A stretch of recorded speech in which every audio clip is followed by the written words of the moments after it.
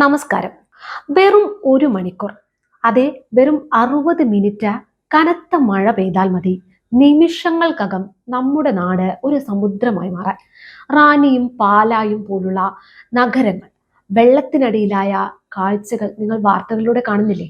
മുൻപൊക്കെ ദിവസങ്ങളോളം പെയ്തു തോരാത്ത പെരുമഴയിലാണ് നമ്മുടെ പുഴകൾ കര കവിഞ്ഞതെങ്കിൽ ഇന്നിപ്പോൾ കുട നിവർത്താൻ സമയം കിട്ടുന്നതിന് മുൻപ് വെള്ളം നമ്മുടെ വീടിന്റെ ഉമ്മറപ്പടി കിടക്കുകയാണ്. കേൾക്കുമ്പോൾ ഇത് കേവലം കാലാവസ്ഥാ വ്യതിയാനം എന്ന് പറഞ്ഞ് തടി തപ്പാൻ വരട്ടെ.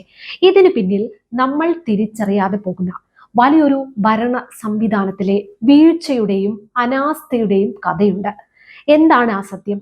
വിദേശ രാജ്യങ്ങൾ പ്രളയത്തിൽ നിന്നും ആ നാടിനെ രക്ഷിക്കാൻ പ്രയോഗിക്കുന്ന മാസ്റ്റർ പ്ലാൻ എന്താണ്? ഈ വീഡിയോ മുഴുവനായും കണ്ടു കഴിയുമ്പോൾ നിങ്ങൾക്കും അത് കൃത്യമായി മനസ്സിലാകും. 2018 ഓഗസ്റ്റ് മാസം 15-ാം തീയതിയായിരുന്നു നമ്മളെ എല്ലാം ഉലച്ചു കളഞ്ഞ ആ പ്രളയമുണ്ടായത്. മലയാളി ജീവിതത്തിൽ ഒരിക്കലും മറക്കാത്ത ആ കറുത്ത ദിവസം. അതുവരെ പ്രളയമെന്നാൽ എന്താണെന്ന് കണ്ടിട്ടോ കേട്ടിട്ടോ പോലുമില്ലാത്ത നമ്മുടെ പുതിയ തലമുറ ആ കാഴ്ചകൾക്ക് മുന്നിൽ അക്ഷരാർത്ഥത്തിൽ പകച്ചു നിന്നുപോയി. ഭയം കൊണ്ട് വിറച്ചുപോയ നിമിഷങ്ങൾ. അന്ന് ആ പ്രളയം സൃഷ്ടിച്ച ആഴത്തിലുള്ള മുറിവുകളും വേദനകളും ഒട്ടുമിക്ക കുടുംബങ്ങളും ഇന്നും പേറുന്നുണ്ട്. അന്ന് നമുക്കൊപ്പം ചിരിച്ചും കളിച്ചും നടന്ന നമ്മുടെ സ്വന്തം ആളുകളിൽ പലരും ഒടുവിൽ ആ മണ്ണോട് ചേരുകയും ചെയ്തു. അതെ, ആകാശത്ത് ഒരു കറുത്ത മേഘം കണ്ടാൽ, ദൂരെ ഒരു ഇടി മിന്നിയാൽ, രാത്രികളിൽ ഉറക്കം നഷ്ടപ്പെടുന്ന ആയിരക്കണക്കിന് കുടുംബങ്ങളാണ് ഇന്ന് നമ്മുടെ നാട്ടിലുള്ളത്. ഇന്ന് രാത്രി വെള്ളം കയറുമോ, പിഞ്ചു കുഞ്ഞുങ്ങളെയും പ്രായമായ മാതാപിതാക്കളെയും കൊണ്ട് എങ്ങോട്ടോടും എന്ന ഭീതിയിലൊക്കെ വസ്ത്രങ്ങളും ആധാരവും സർട്ടിഫിക്കറ്റുകളും പ്ലാസ്റ്റിക് കവറുകളിലാക്കി നെഞ്ചോട് ചേർത്ത് പിടിച്ച് നേരം വെളുപ്പിക്കുന്ന ആ പാവങ്ങളുടെ നെഞ്ചെടുപ്പ് നമ്മൾ ആരെങ്കിലും അറിയുന്നുണ്ടോ? ഒരു ആയുസ് മുഴുവൻ കഷ്ടപ്പെട്ടുണ്ടാക്കിയ വീടും സാധനങ്ങളും കൺമുന്നിൽ വെള്ളത്തിനടിയിലാകുന്നത് നോക്കി നിൽക്കേണ്ടി വരുന്ന ആ മനുഷ്യരുടെ കണ്ണീരിന് ആരാണ് മറുപടി പറയുക? വർഷങ്ങളായി ഇവർ അനുഭവിക്കുന്ന ഈ നരകയാതനയ്ക്ക് കാരണം അത് കേവലം പെയ്യുന്ന മഴ മാത്രമാണോ? അല്ല, അത് നദികളുടെ സ്വാഭാവിക ഒഴുക്ക് നിലച്ചത് കൊണ്ടുകൂടിയാണ്. പ്രളയം കവർന്നെടുത്ത വീടുകളുടെ ഓർമ്മയിൽ ഓരോ മഴക്കാലവും ഇവർക്ക് ജീവിക്കാനുള്ള പോരാട്ടമല്ല, മറിച്ച് പ്രാണരക്ഷാർത്ഥമുള്ള ഓട്ടമായി മാറിയിരിക്കുകയാണ്. ഭരണ സംവിധാനത്തിന്റെ അനാസ്ഥ കാരണം ഈ മനുഷ്യർ ദിവസവും അനുഭവിക്കുന്ന മാനസിക സംഘർഷത്തിന് എന്ത് വിലയാണ് നൽകാനുള്ളത്? അതെ, തീർച്ചയായും ചോദിച്ചു വാങ്ങുന്ന ഒരു മഹാദുരന്തത്തിന്റെ അറ്റത്താണ് ഇന്ന് കേരളം നിൽക്കുന്നത്. ഓരോ മഴക്കാലത്തും നമ്മൾ നിലവിളിക്കും, ഫേസ്ബുക്കിൽ പോസ്റ്റ് ഇടും, ദുരിതാശ്വാസ ക്യാമ്പുകളിലേക്ക് ഓടും. പക്ഷേ മഴ തോരുമ്പോൾ നമ്മൾ മറക്കുന്ന ഒരു ദാരുണ യാഥാർത്ഥ്യമുണ്ട്. നമ്മുടെ ജീവനാഡിയായ പുഴകളെല്ലാം ഇന്ന് ശാസ്ത്രീയമായി സംരക്ഷിക്കപ്പെടാതെ ഒഴുക്ക് തടസ്സപ്പെട്ട അവസ്ഥയിലാണ്. വർഷങ്ങളായി മലവെള്ളപ്പാച്ചിലിൽ ഒഴുകിയെത്തിയ ടൺ കണക്കിന് മണലും എക്കലുമാണ് നമ്മുടെ പുഴകളുടെ അടിത്തട്ടിൽ ഉറഞ്ഞു പോയിരിക്കുന്നത്. 2025 മെയ് മാസത്തിൽ പുറത്തു വന്ന സാൻഡ് ഓഡിറ്റ് റിപ്പോർട്ടിന്റെ അടിസ്ഥാനത്തിൽ 8 ജില്ലകളിലെ 17 പ്രധാന നദികളിലെ മണൽ നീക്കം ചെയ്യാൻ സർക്കാർ തീരുമാനമെടുത്തിരുന്നു. നദികളുടെ ആഴം കൂട്ടാനും വരാനിരിക്കുന്ന വലിയൊരു അപകടം ഒഴിവാക്കാനും നാടിന്റെ നിർമ്മാണ മേഖലയ്ക്ക് ജീവൻ നൽകാനും ആ മണൽ നീക്കം ചെയ്യുമെന്ന് ഉത്തരവിറങ്ങിയതാണ്. എന്നാൽ പലവിധ നിയമക്കുരുക്കുകളും തടസ്സങ്ങളും കാരണം ആ നടപടികൾ ഇന്നും വേഗത്തിലാക്കാൻ കഴിഞ്ഞിട്ടില്ല എന്നതാണ് യാഥാർത്ഥ്യം. നിങ്ങൾക്കറിയാമോ, ഈ ബോധപൂർവമല്ലാത്ത അനാസ്ഥ നമ്മളെ കൊണ്ട് എത്തിച്ചിരിക്കുന്നത് 3 വലിയ ഭീതികളിലേക്കാണ്. നിങ്ങളൊന്ന് ചിന്തിച്ചു നോക്കൂ. പകുതിയിലധികം മണ്ണും ചെളിയും കൊണ്ട് നിറഞ്ഞ ഒരു ബക്കറ്റിലേക്ക് നിങ്ങൾ വെള്ളം ഒഴിച്ചാൽ എന്ത് സംഭവിക്കും? ഒറ്റ സെക്കൻഡ് കൊണ്ട് വെള്ളം പുറത്തേക്ക് തുളുമ്പിപ്പോകും. അതെ, അത് തന്നെയാണ് നമ്മൾ നമ്മുടെ പുഴകളോടും ചെയ്തത്. പ്രളയകാലത്ത് കുത്തിയൊലിച്ചു വന്ന മണൽ മുഴുവൻ പുഴയുടെ വയറ്റിൽ അടിയുമ്പോഴും നമ്മൾ അത് കണ്ടില്ലെന്ന് നടിച്ചു. അതിനു പുറമെ സ്വാഭാവിക തോടുകളും ചതുപ്പുകളും നികത്തി വൻ മതിലുകൾ കെട്ടിപ്പൊക്കി. ഇതിന്റെ ഫലം എന്താണ്? ആകാശത്ത് ഒരു മേഘം കറുത്താൽ പെയ്യുന്ന മഴ ആ വെള്ളത്തിന് പോകാൻ 1 ഇഞ്ച് പോലും ആഴമില്ലാതെ നമ്മുടെ കിടപ്പുമുറികളിലേക്ക് അവ ഇരച്ചു കയറുകയാണ്. ശരിയാണ്, അധികൃതർ തീരുമാനങ്ങൾ എടുത്തു. പക്ഷേ അത് വേഗത്തിൽ നടപ്പിലാക്കാൻ ആവശ്യമായ ഏകോപനം അതുണ്ടായോ? ശാസ്ത്രീയമായ മാർഗരേഖകൾ തയ്യാറാക്കി പമ്പാ നദിയിൽ ടെൻഡർ വിളിച്ചതാണ്. പക്ഷേ തൊട്ടു പിന്നാലെ സംഭവിച്ചത് എന്താണ്? ചില കോണുകളിൽ നിന്ന് പ്രതിഷേധങ്ങൾ ഉയരുകയും നിയമപ്രശ്നങ്ങൾ ഉടലെടുക്കുകയും ചെയ്തു. ഇതോടെ സുരക്ഷിതമായ മെല്ലെപ്പൊക്ക് തന്ത്രം അത് പയറ്റി അധികൃതർ മാറി നിന്നു. പമ്പയിൽ മണൽ വാരൽ മുടങ്ങിയതോടെ ബാക്കി 16 നദികളും അതേപടി നിയമക്കുരുക്കിന്റെ ചങ്ങലക്കെട്ടിലമർന്നു. എന്നാൽ ഇതിന്റെ പ്രഹരം അനുഭവിക്കുന്നത് ആരാണ്?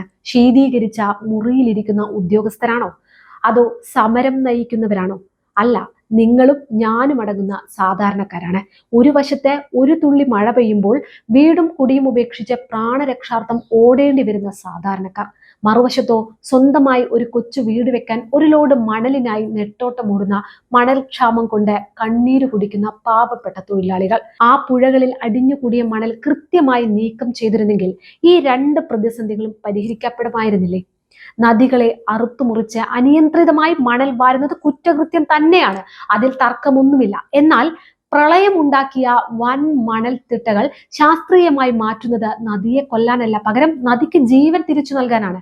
ലോകത്തെ പ്രളയ ഭീഷണിയുള്ള സകല വികസിത രാജ്യങ്ങളും ചെയ്യുന്ന ഒന്നാണിത്. നമ്മൾ പരിസ്ഥിതി സംരക്ഷണം എന്ന വ്യാജനെ കണ്ണുമടച്ച് ശാസ്ത്രീയ പരിഹാരങ്ങളെ പോലും എതിർക്കുമ്പോൾ നമ്മൾ സംരക്ഷിക്കുന്നത് നദിയെയല്ല, മറിച്ച് നമ്മുടെ നാടിനെ വിഴുങ്ങാൻ പോകുന്ന അടുത്ത പ്രളയത്തെയാണ്. ഈ ഒരു പ്രളയം കൂടി താങ്ങാനുള്ള ശക്തി നമ്മുടെ ഈ നാടിനുണ്ടോ? വരും ദിവസങ്ങളിൽ മഴ കനക്കുമെന്ന മുന്നറിയിപ്പുകൾ വന്നു കഴിഞ്ഞു. പുഴകളുടെ ആഴം കൂടാതെ ഇനി രക്ഷയില്ല എന്ന ദുരന്ത നിവാരണ വിദഗ്ധരും തദ്ദേശ സ്ഥാപനങ്ങളും ചൂണ്ടിക്കാണിക്കുന്നു. ഭയവും അനാസ്ഥയും മാറ്റിവെച്ച് നിയമ തടസ്സങ്ങൾ വേഗത്തിൽ പരിഹരിച്ച് ശാസ്ത്രീയമായി മണൽ മാറ്റിയില്ലെങ്കിൽ അടുത്ത ദുരന്തത്തിൽ വലിയൊരു ജനത പ്രളയക്കെടുതി അനുഭവിക്കേണ്ടി വരുമെന്ന കാര്യം ഉറപ്പല്ലേ? വെള്ളപ്പൊക്കത്തെ പേടിച്ചോടുകയല്ല, മറിച്ച് നെതർലാൻഡ്സും ജപ്പാനും ചൈനയുമെല്ലാം കൃത്യമായ സയന്റിഫിക് ഡ്രെഡ്ജിംഗ് വഴി നദികളുടെ ആഴം കൂട്ടിയാണ് പ്രളയത്തെ മെരുക്കിയെടുത്തത്. Netherlands room for the river പദ്ധതിയിലൂടെ നദികളുടെ അടിത്തട്ടിലെ എക്കലും മണലും നീക്കം ചെയ്ത നദികളുടെ ആഴവും വിസ്തൃതിയും കൂട്ടിയപ്പോൾ ചൈന യെല്ലോ റിവറിൽ വാർഷിക ഡ്രഡ്ജിങ്ങും അണക്കെട്ടുകളിൽ നിന്നുള്ള കൃത്രിമ വെള്ളപ്പൊക്കം വഴിയും മണൽ കഴുകിക്കളയുന്ന സാങ്കേതിക വിദ്യയാണ് ഉപയോഗിക്കുന്നത്. ജപ്പാനിലാകട്ടെ കൃത്യമായ ഇടവേളകളിൽ സാൻഡ് ആൻഡ് ഗ്രാവൽ ഡ്രഡ്ജിംഗ് നടത്തി പ്രളയം തടയുന്നതോടൊപ്പം ആ മണൽ നിർമ്മാണ ആവശ്യങ്ങൾക്ക് ഉപയോഗിക്കുന്നു. UK നദികളുടെ ചാനൽ കപ്പാസിറ്റി അളന്ന് പരിസരത്തിന് കോട്ടം തട്ടാത്ത രീതിയിൽ ടാർഗറ്റഡ് ഡ്രഡ്ജിംഗ് നടത്തുമ്പോൾ അമേരിക്കയിൽ മിസിസിപ്പി പോലുള്ള വലിയ നദികളിൽ നിന്ന് ശാസ്ത്രീയമായി മണൽ നീക്കം ചെയ്ത് കടൽ തീരങ്ങൾ പുനഃസൃഷ്ടിക്കാനും നിർമ്മാണ മേഖലയ്ക്കുമാണ് ഉപയോഗിക്കുന്നത്. ചുരുക്കത്തിൽ ഈ രാജ്യങ്ങളൊന്നും നദിയിൽ നിന്നും അനിയന്ത്രിതമായി മണൽ വാരുകയല്ല ചെയ്യുന്നത്, പകരം ഓരോ വർഷവും അടിഞ്ഞുകൂടുന്ന മണലിന്റെ അളവ് അത് കൃത്യമായി അളന്ന് നദിയുടെ സ്വാഭാവിക ഒഴുക്കിന് തടസ്സമാകുന്ന മണൽത്തിട്ടകൾ മാത്രം ശാസ്ത്രീയമായി മാറ്റി പ്രളയത്തെ തടയുകയാണ് ചെയ്യുന്നത്. മാത്രമല്ല, ശാസ്ത്രീയമായി ഡ്രഡ്ജിംഗ് നടത്തുമ്പോൾ പരിസ്ഥിതി ഒരു ഇഞ്ച് പോലും കോട്ടം തട്ടാതിരിക്കാൻ ഡിജിറ്റൽ ബാത്തിമെട്രിക് സർവേയിലൂടെ പുഴയുടെ അടിത്തട്ടിന്റെ ആഴവും അതുപോലെ മണൽത്തിട്ടകളുടെ വ്യാപ്തിയും 3D സോനാർ സാങ്കേതിക വിദ്യ ഉപയോഗിച്ച് കൃത്യമായി മാപ്പ് ചെയ്യാം.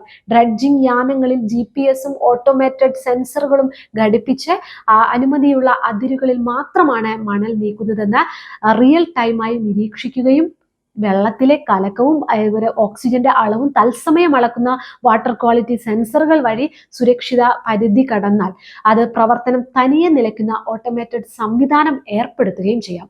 ഇതോടൊപ്പം അനിയന്ത്രിതമായ മണൽ കടത്ത് തടയാൻ ഡ്രോൺ സർവേകളും ശേഖരിക്കുന്ന മണലിന്റെ വിതരണവും അളവും പൊതുജനങ്ങൾക്ക് പരിശോധിക്കാവുന്ന സുതാര്യമായ ഡിജിറ്റൽ പോർട്ടലുകളും ഉപയോഗിച്ച് തികച്ചും പരിസ്ഥിതി സൗഹൃദമായി ഈ പ്രക്രിയയെ പൂർത്തിയാക്കാൻ സാധിക്കും. ഇനി നിങ്ങൾ പറയൂ, നാടിന്റെ രക്ഷയ്ക്കായി ശാസ്ത്രീയമായി പുഴകളുടെ ആഴം കൂട്ടണോ? നിങ്ങളുടെ അഭിപ്രായങ്ങൾ താഴെ കമന്റ് ചെയ്യൂ. ചാനൽ സബ്സ്ക്രൈബ് ചെയ്യാതെയാണ് കാണുന്നതെങ്കിൽ പ്ലീസ് ടു സബ്സ്ക്രൈബ്.